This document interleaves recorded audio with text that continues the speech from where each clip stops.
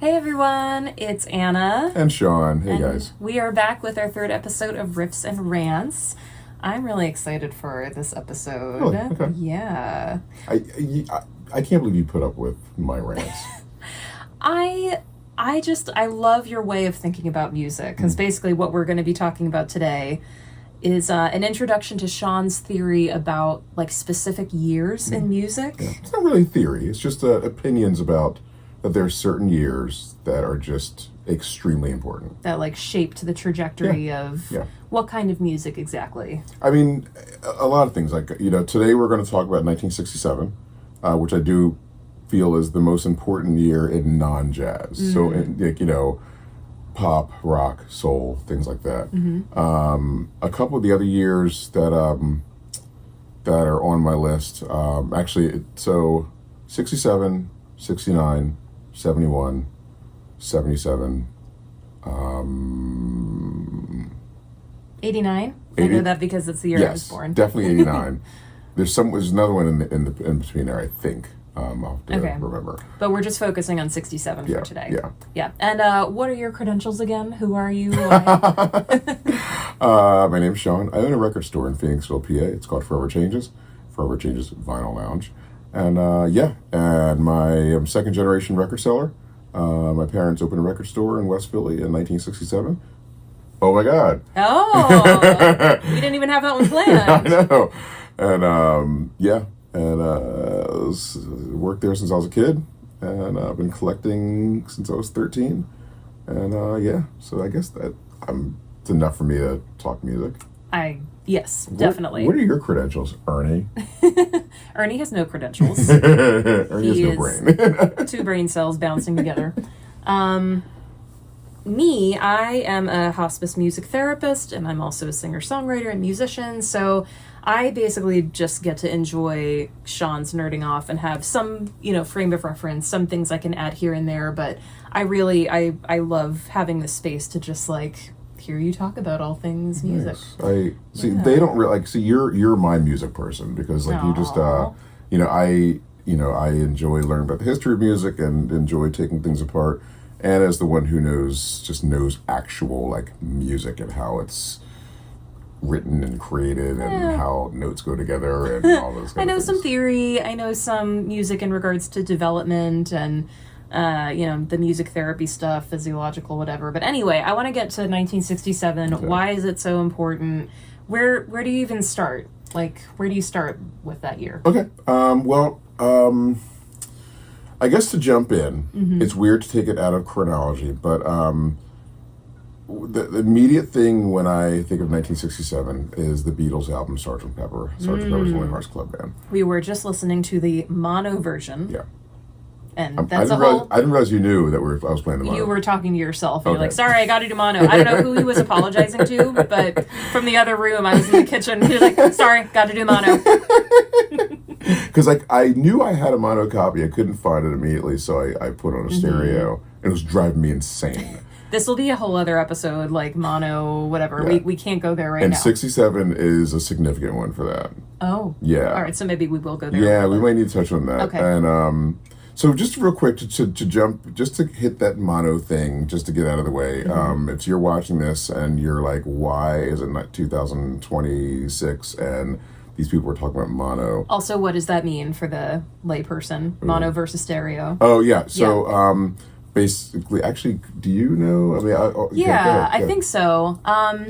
You could probably explain it better, but my understanding is that mono, if you are listening in headphones, you take one headphone out, sounds exactly the same. Stereo, there's more what's called panning. So, and especially it was 1967 when this began to change. Okay, so if something is mixed for stereo, you will hear more volume in certain instruments in one side than the other, and it gives a sense of being in a room with there's more sonic space. Whereas mono, it's all just kind of it's all the same volume coming from the same source. Right. Does that make sense? That's pretty good, yeah. Okay. And so, while, as Anna explained it, it sounds like, stereo sounds so great. Mm-hmm. In 67, you had this sort of spot where people were buying stereo equipment, but the artists were still mixing their stuff for mono. Specifically, not specifically, but especially pop, rock, soul, like things that were directed at young people. Okay. Because like what they had either like the small little suitcase record players. I was gonna say, like, what were people listening to music transistor on? radios on the beach or in the car. So kind that's of thing. one speaker. So Right. like, yeah. And so these bands, whether it be like Berry Gordy at Motown or the Beatles or Buffalo Springfield, things like that, they were pretty sure their young teenage fans were listening to this on a transistor radio or just whatever little thing they had. And so it's like, okay, let's mix this for the equipment that our fans are using. That's really interesting because as someone that's recorded several albums, like there's always a sense of what are people going to be listening to this on? Because me myself personally, like I usually listen to music just driving in the car. So it's like, okay, well, most car stereos aren't that great. So how much effort do I need to put into? But it's like, there are going to be some people that have like a legit sound system, so it has to also sound good on that. But then some people just use, play music On through the their phone, phones. yeah. Yep. So yeah, that's interesting. It's they were thinking of it back then. Yeah. Yeah. And so what was happening is I'll use two examples. One is say Buffalo Springfield. They're actually my favorite band in the world. And first album came out in '66, second album '67, which we'll get to. And Neil Young and Stephen Stills have said like they mixed that album and they mixed it for mono. And what would happen is someone from the label that wasn't them was like, well, we need to remix it for stereo because someone's going to buy a stereo copy also. Okay. So someone who wasn't the artist, who had nothing to do with the making of the album, was making their own tweaks to make this interesting for stereo. Sometimes, in the case of some Beatles records, not Sgt. Pepper, but some of the earlier ones, they would just literally split vocals on one side and music on the other. That's so annoying. It's And if terrible. you've ever had like a headphone ear go out and you just hear like I think that I think that happened to me. This is such a tangent, but for A Night at the Opera by Queen. By Queen, because the panning's all over the place. It's all over the place. And if you have one earbud out, like you're screwed. Like it does not make any sense. Same with the Beach Boys. Well, Brian Wilson, he would mix for mono because he, being a control freak, he wanted, no matter where you were in the room, he wanted you to hear his mix. Yeah. So, like, if you're sitting closer to the left speaker, it's like, wow, this bass is really loud. It's like, no, it's because you're, so it's like, so. So that would have driven him crazy to have it remixed for stereo. But it was. They did have to remix this. Right, because I feel like I downloaded back in the LimeWire days. FBI, don't come after me. But yes, I illegally downloaded some music, and I feel like it was it must have been a stereo version of Beach Boys, and it was like just like some vocal parts, like coming in with no other instruments. Just like, what is this? Yeah, it's pretty rough. So that is frustrating. That actually makes a good case for mono. Yeah, and in some cases, another album we'll talk about, Jefferson Airplane's second album, Surrealistic Pillow. The way that whomever at RCA, thought stereo would sound interesting is they added a ton of reverb. Like it sounds like it's in an echo chamber. You can have too much reverb, contrary to popular belief. Sorry, Bianca. We literally were just talking about this. Yeah. Yeah, I am weirdly not a verb fan. I like some verb, especially if I'm playing live. It just kind of smooths everything out. But I remember when we first were dating, and I was obsessed with on Shakira's what's her big song? Hips Don't Lie. That it was zero reverb on her vocal. That's like Seal too. Yes. Yeah, like his voice, like it's just completely dry. And it's a very interesting, like when you have these songs with so much going on, and then that vocal track is completely flat. That's right. We did talk about that. It adds and I think both people we just mentioned have incredible voices. Yeah. I think if you don't have that voice, you can't do that. Oh, sure. Yeah. It really works for them. Yeah. Okay, we're like really... Yeah. So one of the reasons, so if you ever, and I know streaming, it's not available, they haven't done a repressing or reissue in mono, but if you can somehow find, there was a CD mono reissue of Surrealistic Pillow by Jefferson Airplane. if you can find it, please listen to it, because it is probably the most dramatic difference in a mix of stereo versus mono that I in my collection. There are some, like the Beatles with some of their albums, the mono stereo mix, they actually sometimes use different takes.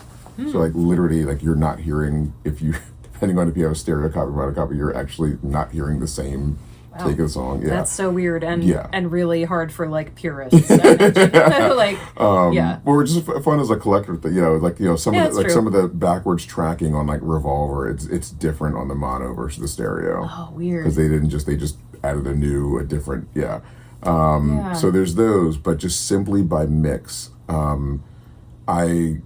we will get to this, but the mono stereo thing is a thing. Yeah. When I was a kid, I was a teenager, and I had read, about Jefferson Airplane, and I really, as much music as was in my household, Airplane was not in my black family's household, so I knew nothing about Somebody to Love and White Rabbit.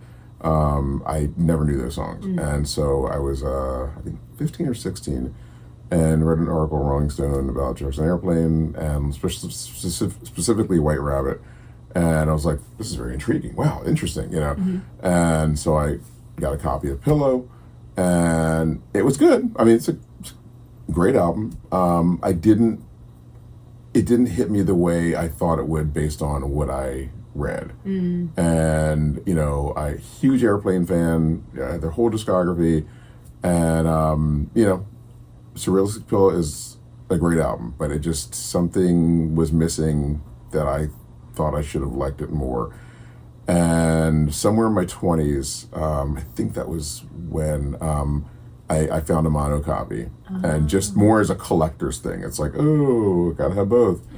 And I dropped the needle on that, and immediately the opening song, She Has Funny Cars, with this like pounding drum, it just punched me in the face. Wow. And it wasn't this sort of, if you listen to it streaming, or grab a reissue, the drums are like they're in this tunnel, like it's like this sort of, and and it's like, okay, cool effect, but the mono copy, it is just a drum hitting and punching in the face, and that guitar comes in, and it's a rock record. It's for as much as it's a staple of psychedelia, it is rock and roll, and that it's such a dramatic, and the moment I heard that mono copy, I'm like, now I get it. Wow, this album is brilliant. What a difference a mix makes. Yeah. Truly. It's crazy, and if you think I'm insane, honestly, I promise you. This is your assignment. Yeah, seriously, because it really is. It's like the stereo has a sort of dreamy effect. And because it is, psychedelia and everything, I think people assume, oh, that's what it's supposed to sound like, Yeah. But no, that album rocks really hard. And when it doesn't rock hard, it is mellow as hell. And when it's not mellow, it is psychedelic as hell. It's the extremes, and those extremes are missing in the stereo mix. So, which brings us to 1967. Yes, so... Which I didn't realize that was kind of a pivotal year for mixing, it sounds like. Yeah, I mean, I think... or that was just in the... No, I think... It feels like a lot to say it was a pivotal year for mixing, but I really didn't... We kind of sort of rehearsed this a little bit. We've started doing like an outline, but then... new things come once up when we start talking. Start filming. So you really, like, the point of this, if this feels very like these guys are all over the place, like this is just literally how we talk. Like if this camera weren't running, we would just be sitting here doing this exact same thing. So you are getting how we communicate. Yeah. And it's kind of crazy, but I think you're right.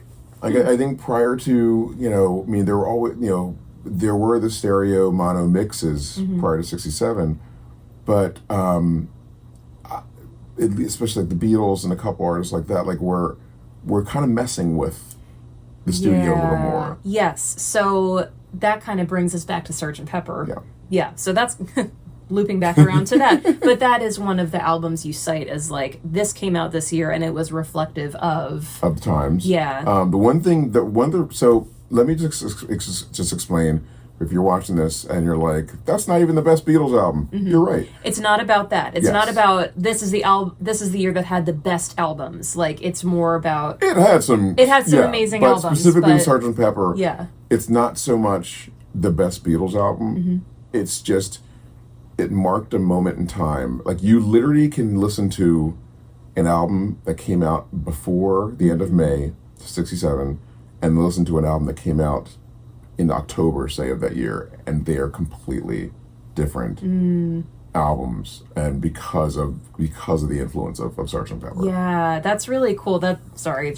In my nerdy world, like, that's how I talk about Rent, like musical theater That's so true. pre and post Rent. Yeah. It's like the influence just like it just bleeds into everything. That is- I feel the way about Hamilton, honestly. Oh, definitely, yeah. Anyway, but we're talking about Yeah. 67.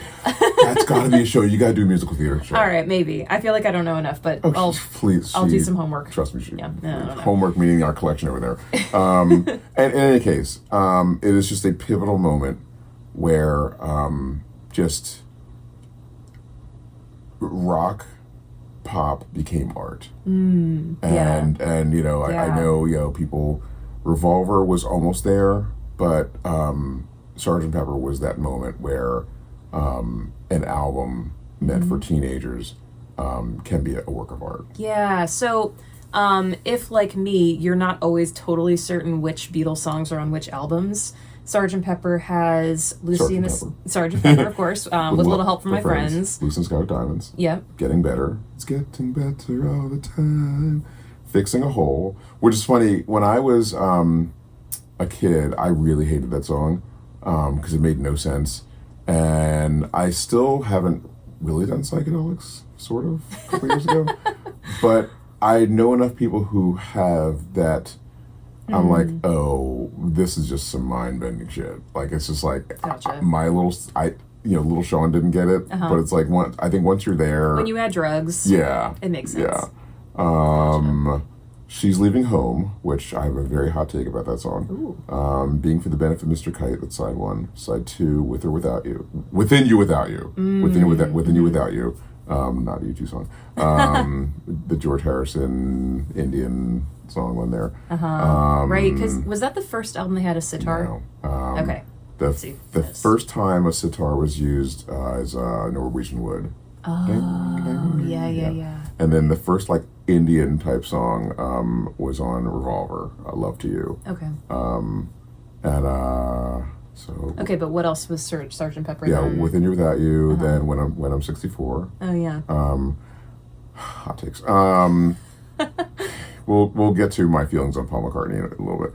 I promise this won't be just about the Beatles and Sgt. Pepper, but when I'm 64, Lovely Rita, and then I think Good Morning, the reprise, and then A Day in the Life. Oh, that's right. Which by itself, That alone. yeah. if the album was blank Yeah. until the last song, it will still be one of the most important albums. Oh my God. Yeah. There is, find yourself a nice, beautiful mono copy. One might be streaming, I don't know, and just play it on the best system you have, and it will absolutely blow your mind. Like, it's so, just the shaker. It's just it's so, oh my gosh. Anyway. So yeah, what were they doing differently on that album? A couple things. One, how they mic'd the instruments. Miking horns by putting the mic into the bell of the horn. Wow. Yeah, that was something that wasn't done. Just simply the instrumentation on there. We all know that Brian Wilson did some serious experimentation on Pet Sounds. And I've been told there was a friendly sort of back and forth between he and Paul of up in the ante. Right, or just it seemed like they pushed each other to take it even further. Yeah. And just things using the sitar for texture, because it's in Lucy and Sky, it's in I think it's in Getting Better, but you just hear it's just this sort of just texture kind of thing. The tape, using tape loops, I know. Interesting. John has said that for being for the Benefit of Mr. Kite, they had these sort of just loops of tape that they just like taped together like randomly and ran them through, and just that kind of thing is just tape loops and just like back running things backwards and stylistically when I'm 64 is like an old sort of vaudeville-ish kind of thing, whatever. She's Leaving Home, which kind of like Eleanor Rigby, is all strings. There's no rock element in the song. Day in the Life having like two different segments of it. Silly Things, where like the British version at the very end of the album, in the inner groove, there's a tone for dogs. Yeah. Something for the animals. No, exactly. They wanted everyone to enjoy it. Oh my God. Yeah. And also with the inner groove, they recorded something in. So if you have one of those record players that doesn't have an auto thing, you'll just keep hearing the same thing over and over again. Yeah. And then subject matter.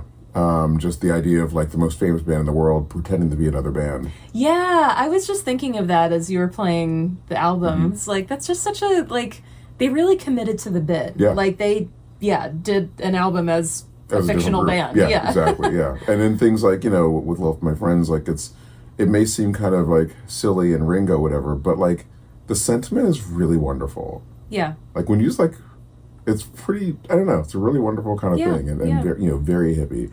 And just, Lucy in the Sky, which, John has said it's about a drawing that his son did, and it's like, sure. That just happened to spell out LSD. Yeah, sure. Oh my God. I never got that before. Really? Yeah. Paul. Yeah. No, John. John. Yeah, John, yeah. Sorry. No, it's fine. I was thinking Paul because you told me that Paul makes stuff up or changes his story. Yeah. Okay. Whoa, that's a whole other fucking Paul. I always mix them up. Yeah, no. So my slight hot take is one of the reasons that, and I'm a huge Beatles fan. I promise we'll get to other things. I really, really don't like She's Leaving Home. What don't you like about it? It's just not a rock song. It just doesn't belong. And I've heard like musicians, like music people, love the song. Actually, last week, sorry, this is a Phoenixville thing.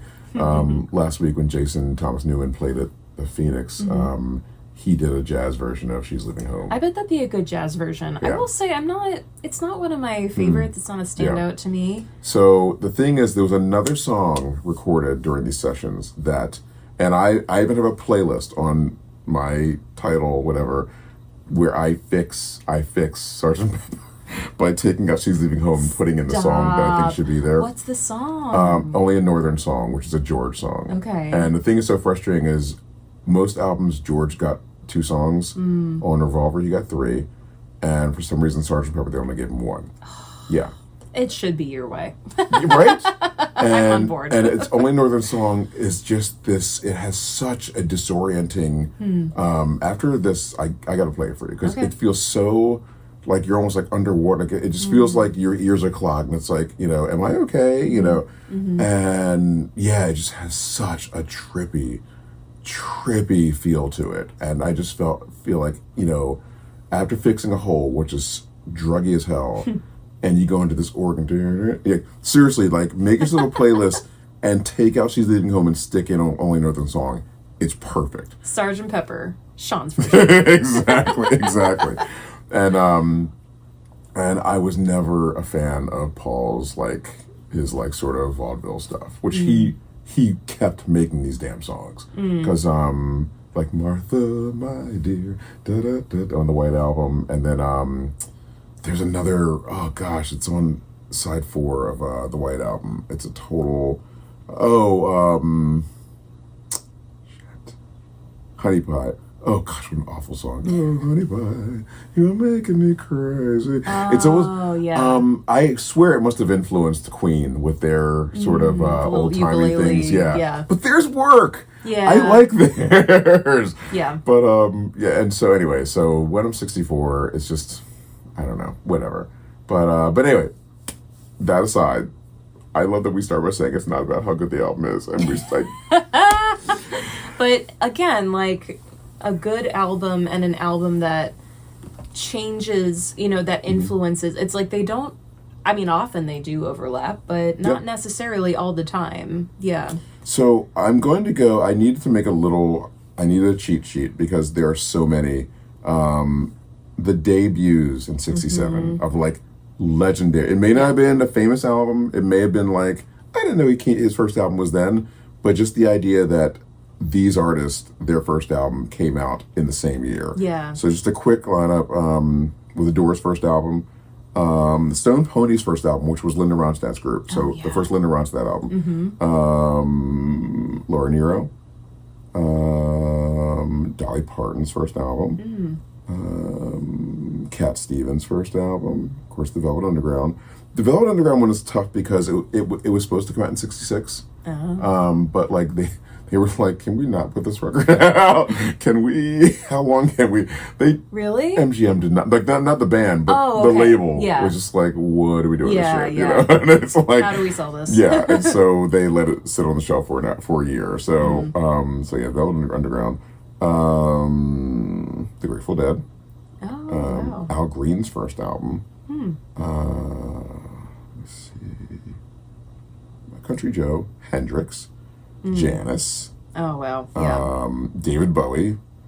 Jeez. Yeah. It's like these people are now on the scene. Yes, like, exactly. 1 year. Yeah, the same year. God, who would win Best New Artist? Who did? I don't even know how. But that's the thing is, like, the Grammys weren't hip then. Yeah. So it was probably. I mean, you could argue the Grammys, you know. Are not, they're still not. I mean, they're better. They're better, trying. Like, last year, Best New Artist nominations were like Sabrina Carpenter, who at that point had 5 albums. Oh my God, that's how it goes. Yeah. And also Krungbin, who also had, it's like, just because God. it's new to you does not mean it's new. These aren't new artists. Yes. Let me see.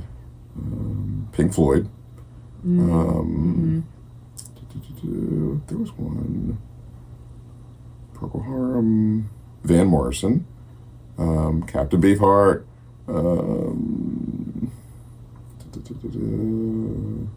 Sly and the Family Stone. Oh yeah. Yeah, we'll talk more about Sly, which I know we did last episode, but in terms of the impact, you know. Traffic, Leonard Cohen. Those are just some of the those were simply debut artists that like have changed music forever that came out that 1 year. So if there was a legit Best New Artist, it's like, do we pick Hendrix? Do we pick Janis? Do we pick Sly? How do you make that decision? Yeah. So just simply by artists that came on the scene in an insane year. But also, it was a point where one thing that is actually interesting is that, like I said, listening to what came before the end of May and then how it affected afterwards. And, the second Buffalo Springfield album, Neil Young's Expecting to Fly has like strings, and Bluebird has like the different sections, and Broken Arrow has like these, it's like broken into sections, and there's sound effects between, and all these things that would not have been the case prior to Sgt. Pepper. People just started to play around and explore. What can we do in the studio?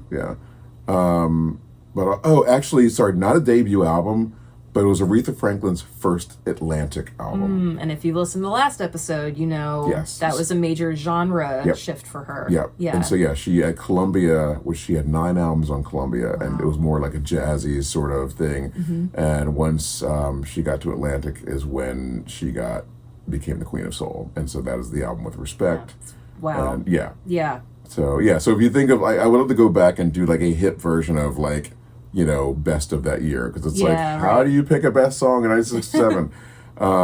But it's that was to me the epitome of when the music met the youth, like the young people. It spoke for and wherein prior to that, like, pop music was you kind of know this from your job. Yeah, the Sandpipers, and it's like, yeah. Who was listening to this? Right. What's the one that did Cherish? Oh, The Association. Yeah. Yeah. Oh, did that come out that year? If that song didn't, they definitely had not. Okay, I think yeah.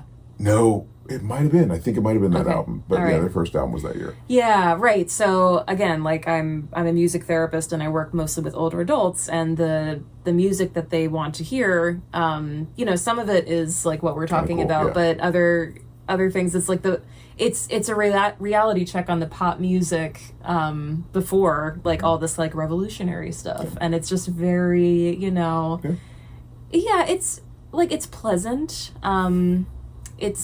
It's still musically very complex sometimes. Like, Yeah. I had a hell of a time learning Cherish. Because I think it comes out of like the American Songbook thing. They're still writing. I was just thinking, because Johnny Mathis, like all that stuff was like, you know, he was more 50s. He had some 60s. He was right? 60s, yeah. Yeah. That's what I thought. Okay. So, yeah, but I think you're right. It's more rooted in American Songbook. It's like how you're supposed to write a song. Yeah, the Cole Porter, you know. So, yeah, this stuff, like once rock really started shaping pop music, and then, yeah, you add soul and all this stuff. I think the component there, Yeah. because even if you think about, say, 64 with like, you know, the Beatles and Beach Boys and things like that, whatever, was definitely, you know, youth music. Mm-hmm. It wasn't saying anything, but then the music that was saying something was the folk music. Oh, that's right. You know, yeah. the Black Turtleneck Crew and everything, and that was like saying something important. And how do you get the pop rock crew to start talking and thinking like the folk person? You need a bridge, and that was Dylan. Oh, yeah. And so when he went electric, which was 65, it was thought provoking, and he wasn't making, you know, traditional protest music anymore. You can argue that because like Maggie's Farm is definitely a protest song, and It's All Over Now, Baby Blue, and That's All Right, Ma. I'm forgetting that.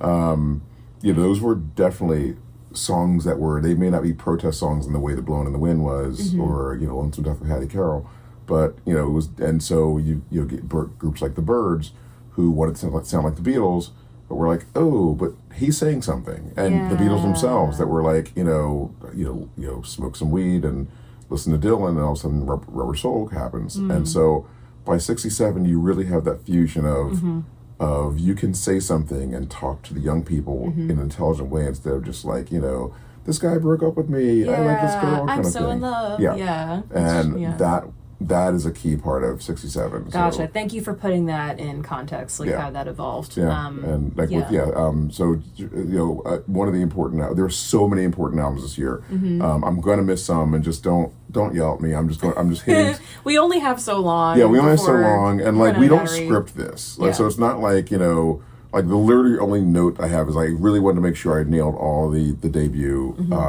albums, because it's like that's crazy. Yeah. Like it's, you know, half of your more than half, if you had just the artists I named of debut albums that year, if you collected their records, you would have a ridiculous record, you know, just of first albums, you know, that year. What an amazing time to be a record seller and a record buyer. Like, busy, I know. busy year. I know. Like, I love having a record store right now because music is so good. And I know with my dad opening, you know, that year, like they didn't have a lot of inventory. But it's like, you know, I've heard the stories of like, you know, having a record store in the late 60s and early 70s, where it's just like, the music was just like, you know, just the most amazing things are just coming through. So that must have been a really fun time. I do know for record labels, they were having a hard time keeping up with this. You know, like they didn't, you know, there's great in the Grateful Dead's documentary, there's great bits about, you know, Warner Brothers did not know what to do with these guys. They had no idea what to do. It's like, how long is a song? It's like, no, you can't do that. You know?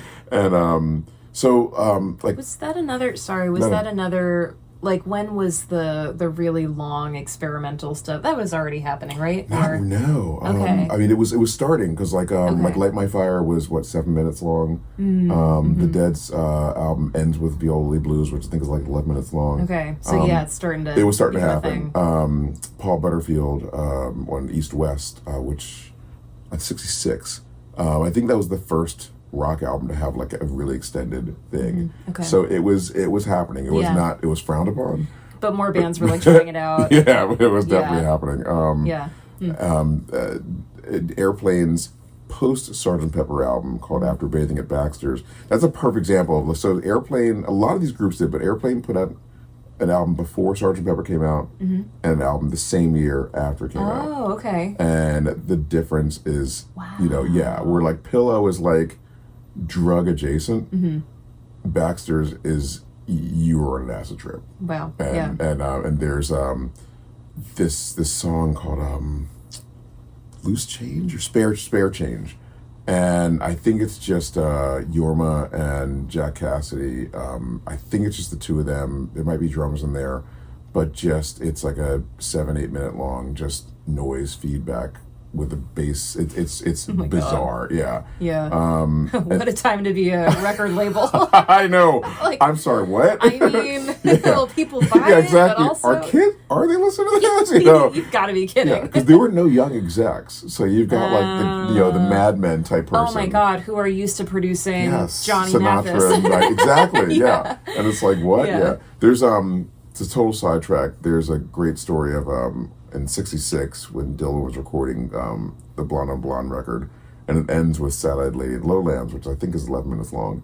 And it recorded in Nashville. So these Nashville studio musicians who are used to their 2.5 minute. Oh my God. And, the intro is like a minute kind of thing. And so these guys are like, so, how long? And, he just keeps going. Wow. And, Dylan's not one for rehearsal. So I think it was like a count in, and that was, they just started playing. Gotcha. So you've got, the industry Mad Men type who are like, just what is happening? Yeah, And, wow. they're saying the kids like this, so sure, But I keep coming back to Surrealistic Pillow by Jefferson Airplane, because it was where Sgt. Pepper met youth culture in an artistic way. Airplane was like your buddies talking to you, like they got you. It was just like that was like the content. Yeah, just I think they just had such cred. They were San Francisco, Haight-Ashbury hippies. Another album where you look at the cover and they're just the coolest kids in school. They're just, they look so cool. Yeah, like you want to be Grace Slick's friend. Yes, like Grace is just like, sure. Oh my gosh, and like Yorma, they just look like the most badass dudes. Paul Kantner, very nerdy, but like it's just like, he's the outlier. But and so it's just like White Rabbit and Somebody to Love, and she has funny cars. 3/5 of an Hour in 10 Seconds, which weirdly sounds so boomer. Seriously, it's a song complaining about kids these days. Oh my God. It's true. Wow, that's like so meta. Yeah, and they're like 22 years old, and it's like, oh, these crazy things happen, and then these TVs, and it's just so much. Wow. Okay. It's like things cost too much. And it's like, God, were you guys born boomers? Like, this is how you started out.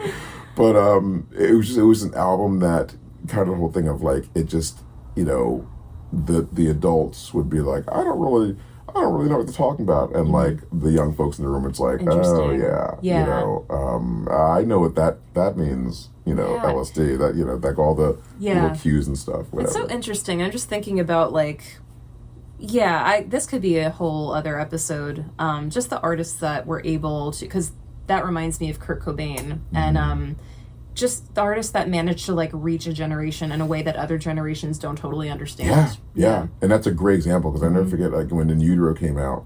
And Departing from 67. Sorry, but yeah, and it's just like, it's so neat now when I meet someone my age and in the store and In Utero comes up and they're like, Scentless Apprentice. I'm like, yes, it's just a scream fest. But when I heard that song, I'm like, that's how I feel. That's exactly how I feel right now. You get me. And yes, that's a perfect parallel. It's like those artists that like, this person gets me.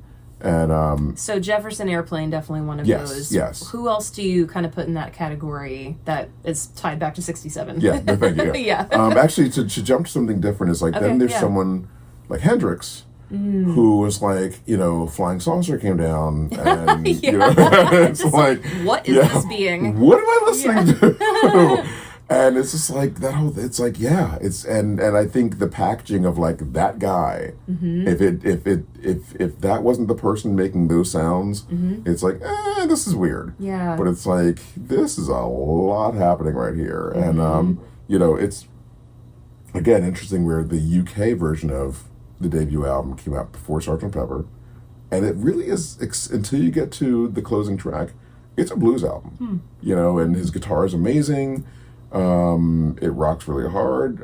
Third Stone from the Sun is a weird, like, backwards track, kind of spacey kind of thing.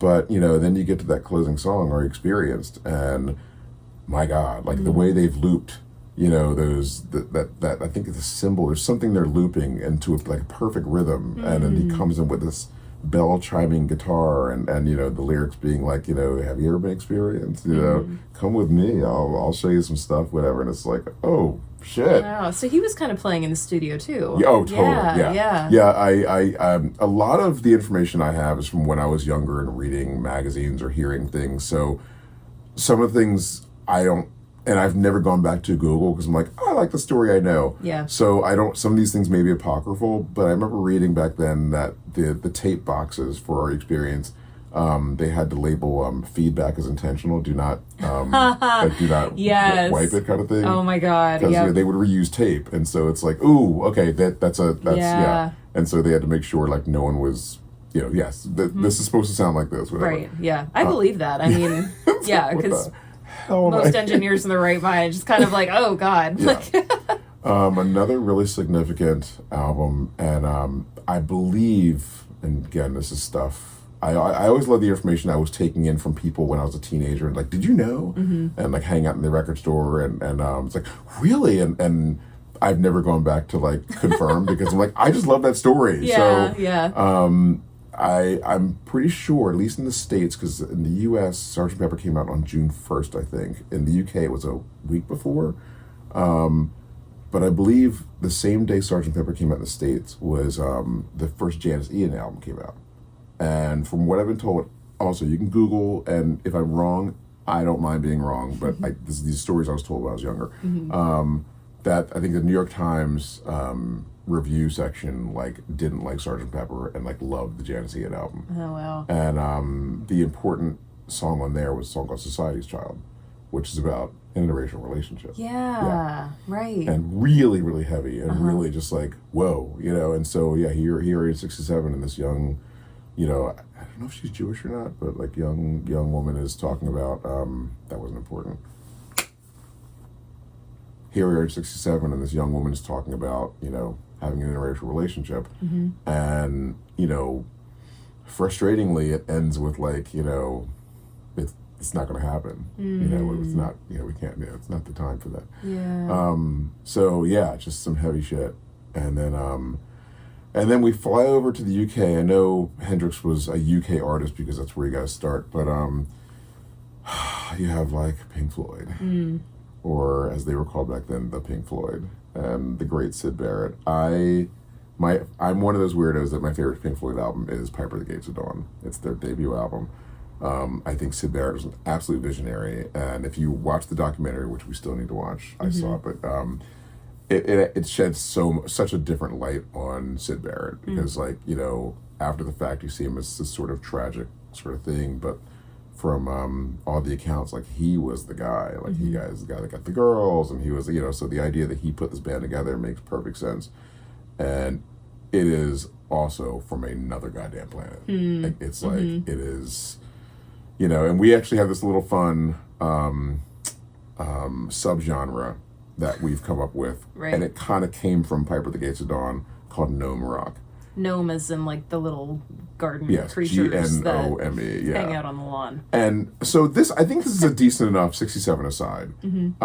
So, and this is all just a theory I came up with, where, both American kids and British kids, and kids all over the world, were taking LSD and dropping out, whatever, and tripping.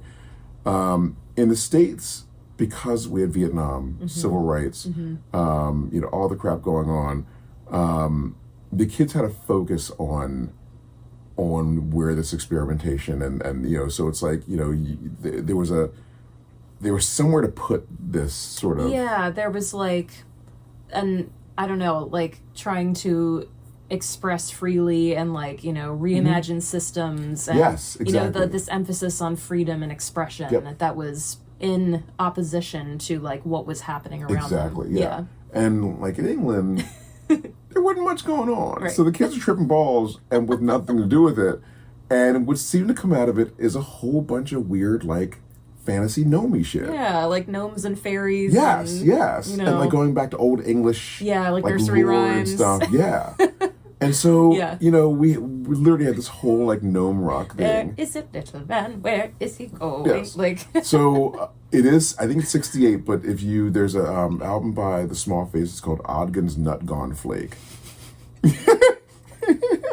you know, Like your title and album. Ogden? Ogden's Nut Gone Flake. Jeez, Yes. okay. And side 1 is a really good rock record.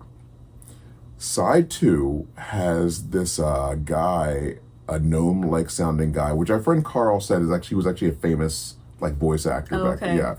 Yeah. Narrating this little, you know, and they go to the forest, and you know, this was so and so, and you know, literally the album becomes the soundtrack to this like gnome thing, whatever, and yeah, and also and like every great British band has a gnome song or something that just isn't very rock and roll. You know, The Who has a song called Silas Stingy about a little man who, you know, who's, you know, basically it's more about this man who was stingy. He didn't get, you know, and they're very old British folky, like, you know, like nursery rhymers type thing. Right.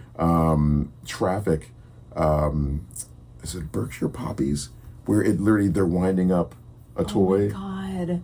Yep. Yeah. and and like, you know, Rolling Stones with I knew this there was a Stones one. Satanic Majesties. It's just, I guess you could say in Another Land, but there's a couple. Just it's like, really, the Rolling goddamn Stones. You guys are even doing this shit. And so, you know, Pink Floyd's "Pipe at the Gates of Dawn" is very much like, there's a song called "The Gnome." Yeah. And so It does feel like the origin. yeah. Of Noah. Song called "The Scarecrow," and so there's that album, and with that, the first Traffic album, Mr. Fantasy, is just trippy as hell. Like, I think on the surface, the British albums were just plain trippier. Just like, what the hell is that? Yeah. Where like here, it's like, they're having some feedback and like some like whatever, but it was just like, it was some variation of rock. It was just like, you know, just rock on acid kind of thing. And so it's just, those are kind of the two, just the difference in like the different, you know, UK versus here as far as 67. But and then the last thing I'll say, I was just telling Anna before we started shooting that when I was younger, I seemed to have sort of an attitude of like, that it felt like soul music wasn't keeping up with the what do you call it, Like the innovation. thank you, that's what innovations of rock.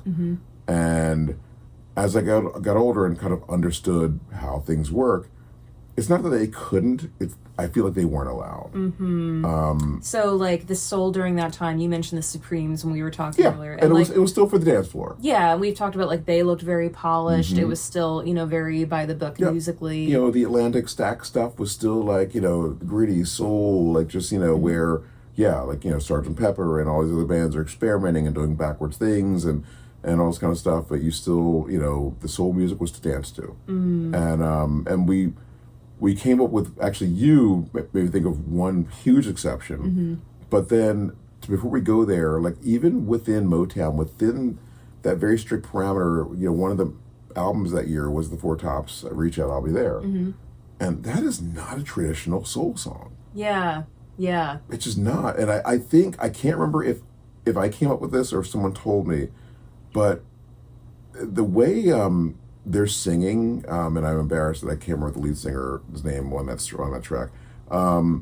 It's a very Dylan-esque type of singing, and I'd be curious, you know, feeling that you can't go on. Yeah, All your hope is gone. Yeah, it's very you're right. Dylan. It kind of falls off at the end. And it's like, it's there. Yeah, it's very subtle. I never would have picked that out. Yeah, and the one black artist that debut album that I think just because of how he existed in San Francisco, he didn't know that there were rules for him was Sly. Yeah, and with his racially integrated band, sexually integrated band, and that first Sly album is just a weird, funky, wild record, and it didn't sell well, but he wasn't about to play by rules. And we always give you documentary recs, and I think we already mentioned Sly last week, but the Sly documentary, you learn so much about. I knew some of this stuff, but I didn't know to the extent that like he was a session guy, and talk about that, like how he started. I mean, I think that's he was a radio DJ, but also, and I'm forgetting some of the details, but the thing that blew my mind was like he was I think an engineer producer. Yeah, that's right. And the one session they really bring up was the Great Society, which was the group that Grace Slick was in before she joined Airplane. And as the recording, it's like they weren't that good. And he literally played all the damn instruments on that record. Did he play them or teach them how to play? I couldn't remember if he played or taught them. Yeah, he might have, but he did like at one point just go around and like play, no, do it like this. Just like, who is this guy? Yeah, exactly. Why does he? This brother showing these white guys how to play rock and roll. It's like, no, I actually know how to do this better than you do. But that's really good context for Sly too, because he was really in rock, like he was soaking up all of that influence, and you hear it in his music. He was not, he didn't fall into the sort of southern thing of like the Muscle Shoals groups where it's like, this is how you're supposed to do it, or like Motown where you have Berry Gordy who God bless him, like he wanted this to be a success. So it's like, we're not going to break rules. We're going to play nice and do what we're supposed to do to sell some damn records. Color in the lines. Yes, exactly. Yep. But yeah, Sly being a part of San Fran is just like, I do what I want to do. And well, it was interesting because when you listed Jimi Hendrix as the other one, do you think it's similar, him coming from England? Exactly. Yeah. He didn't, because I think when he was part of the Chitlin circuit, playing behind the Isley Brothers and groups like that, you have to do what you're supposed to do. And once Chas Chandler got him and flew him over to England, a whole different world of like, that race stuff just wasn't the same over there. Right. Yeah. And there's a long history of African American artists going over to Europe and a lot of the jazz guys. And I'm not even going to touch on jazz for this, because if you listen to jazz from '67, they were already on Planet Saturn. Like, jazz was always so far ahead of rock and soul and the avant-garde in the mid-'60s, Miles had his second quintet. Oh, yeah. There was some, Coltrane, I think, already passed away. I think he died in '67, but he was already, he had been pushing boundaries, for years. And Ornette Coleman, and so it's that's a whole other.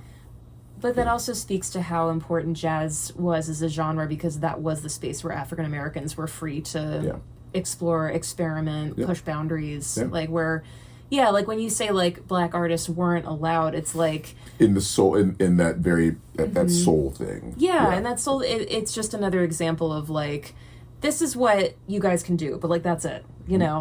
So true. And because once you get into I'm just repeating what you're saying. It's exactly that. It's like once you get into jazz and black artists, we're just going beyond what anyone could possibly imagine. It's like, this is what we can do. So I always like finishing '67 up with, when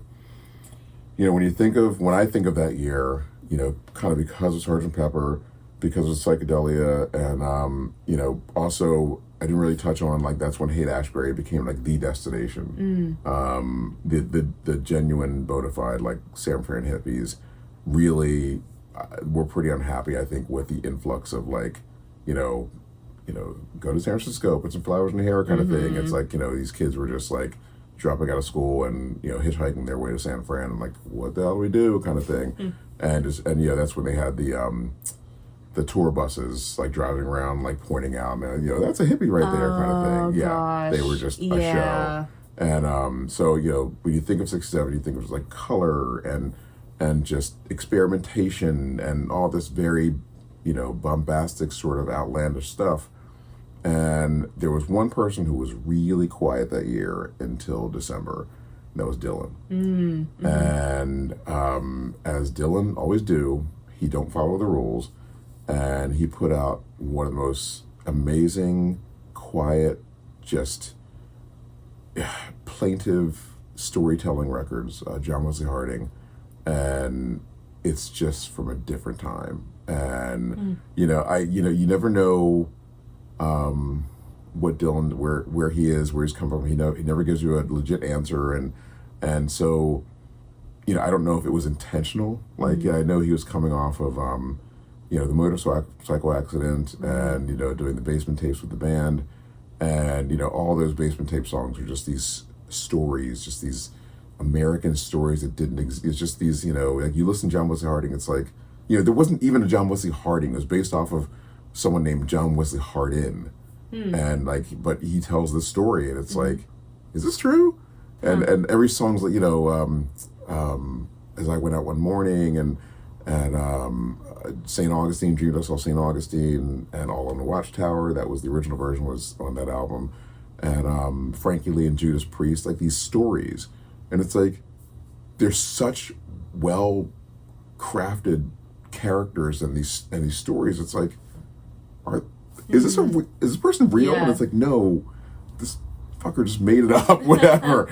And even like I kind of wonder if even the cover, it's this black and white, really plain, boring cover of Dylan and like three dudes, and I think they're just randos, and it just feels like such a juxtaposition of like Sgt. Pepper, where it's them in this colorful costumes with luminaries from history, from Gandhi to Marilyn Monroe to Edgar Allan Poe and Sonny Liston, and but here Bob is with three just people.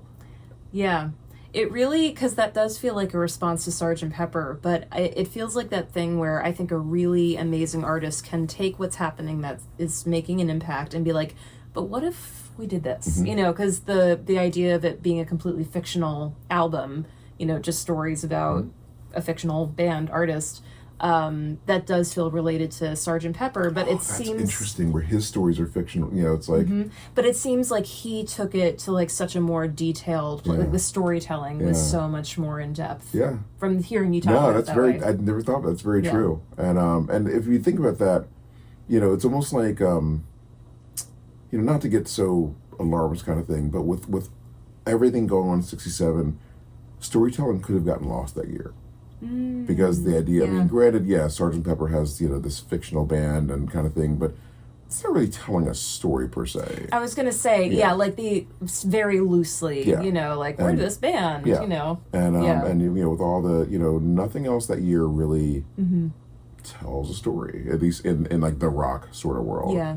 And you come back to this person who's just like, where people thought he abandoned folk music, going rock and, going electric and rock and roll. And he brings it right back to just a 4-piece acoustic and just singing folk music. Yeah, like music as a vehicle for storytelling. Yeah. So, and again, that's kind of, oh, shoot, I forgot one really important record that year. Oh, yeah. Forever Changes by Love. I have to just talk about this really, really quick. Yeah. And then we'll close out. But, so the reason I named my record store Forever Changes, I always felt a connection to the leader of the group Love, Arthur Lee, because he was an African American in the LA Sunset Strip scene with an integrated band. The great Johnny Eccles on lead guitar, also African American, and and just navigating what he probably had to navigate being in that white rock world. Yeah, and me, as outside of my dad's stores that were in black neighborhoods in Philly, the record collector world is very white broy. It's changing now. It's very cool to see young women come to my store and know their shit. And there's some women-owned record stores. Oh yeah. And so that is, I won't say a thing of the past, but it's changing. But the chunk of my, young life into adult life in the world of record collecting and of used record stores and just that sort of high fidelity culture is so white male. And, and even now I own a damn record store and white guys come to my store and assume I don't know things. Yeah, or start quizzing you. Yeah. Yeah. Did you know that? Yes. And all of a sudden I start, telling them things they didn't know about Pogo. Right. And it's just like, and so I don't know. I've always felt, and I always feel like Arthur Lee got the raw deal of being African American, where like, it's like, man, he's crazy, the things he did, and, with guns and, whatever, he's such a, where like, okay, like Brian Wilson, he's considered eccentric. Right, and he like didn't leave the house for a year. Yeah. And, Led Zeppelin, they're just rock stars kind of thing. It's like, the shit they did was pretty gross. So it's like, these white rock artists get this pass of like either eccentric or they're wild rock stars. But Arthur Lee got pegged as like just, wow, he's a lot, he's trouble, he's, Yeah. And so... Because one of those was he wouldn't tour outside. Yeah, right? During like the height of them, he really wouldn't leave L.A. Yeah, which And, if you, I don't know, that's a very real thing of like, will I be safe in these places? I'm there now. Yeah, like our town, we have a pretty cool town, and open-minded, and free, and just a place you feel safe, and I feel safe in like the 5-6 block radius of between where we live and where my store is and where our friends are. And when I go outside of here, it's pretty stressful, just given the way the climate of things now. So I very much, and another thing is like, he's so crazy, he doesn't leave LA. It's like, no, this is a black man with an integrated band in 1967. Yeah, it's in the like, thick of civil rights and like backlash to civil rights. Yeah, you're going to tour the South. No, I'm not. It's like, I know Laurel Canyon. I know the Strip. They know me. Yep. I'm going to stay right here, and I totally get that. So that's one part, but also the album Forever Changes just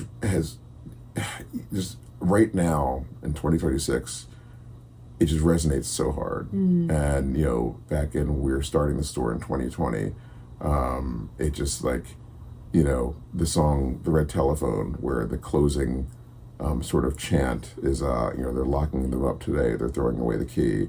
I wonder who it'll be tomorrow, you or me. And it's like, whew, okay. Yep. That was 67. That sounds like now. Yeah. And just the subject matter about just war and racism and the environment and colonialism and just it sticks, and it's still and it's woven into wordplay and just a lot of poetry, but it's there and you hear it and it's there. Yeah. And was this after Sgt. Pepper? Yeah.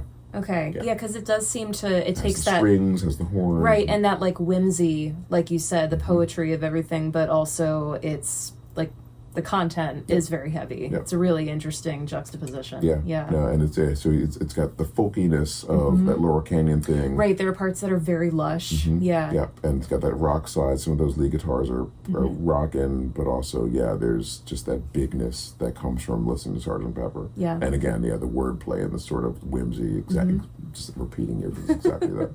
But so there's so much more. I encourage you to do a deep dive on 1967. I could not talk about enough without boring the living hell out of all of you. But just even if you want to be careful, but even if you want to Wikipedia 67 and look at some of the albums that came out, be careful. Just because, like, you don't need a Tom Jones record, A lot of my patients would disagree. I have 2 patients who, like, Tom Jones is their happy place, and they are very excited. I guess he's performing at the Super Bowl. Tom Jones? That's what I hear. I haven't verified this yet. Your people are they? These ones, no, actually. These ones might actually know. Okay. Hey, I will find out. We'll find out. Anyway, I mean, I do know the ladies of that generation, like, they get real hot under the collar. One of my patients literally threw a pair of underwear on stage. Like, she went out and, like, bought a new pair of underwear, like, for the, but, I mean, And the other one saw him 2 nights back to back when he played in Philly. That's amazing. That's amazing. Yeah, the Tom Jones love is real. So I won't I'll challenge you, shut it but down. I know it's yeah, a hot yeah. take. Yeah. He really had a great voice. Oh, yeah, for sure. Yeah, it's like he For kind of sure. gets pegged with like, oh, kind of thing, but man, that guy could sing. Yeah. And Sorry, I know this from my patients too. There, you can find this on YouTube. He does Delilah with Pavarotti, and it's like they are well matched. It's a really incredible recording. There's like a children's choir behind them. oh my gosh, because then there's on YouTube there's him performing with CSNY. No kidding. Yeah, I think it's either Wow. Down by the River or Long Time Gone. It's one of like the hits of the moment kind of thing. That's whatever. so cool. Yeah. Yeah, it seemed like he was one of those people that was like willing to cross genres and just work with other musicians. Yeah, and just sing. He could just sing. Yeah, Wow. yeah, he's got All an right, incredible so voice. this shouldn't put All Tom right. Jones shade, but just go through and and if you want some recs, just comment or something, and I'll give you some 67 recommendations. But it's like it is a year in a world. There used to be an incredible documentary that I had on videotape that came out in '87. It was 20 years ago today.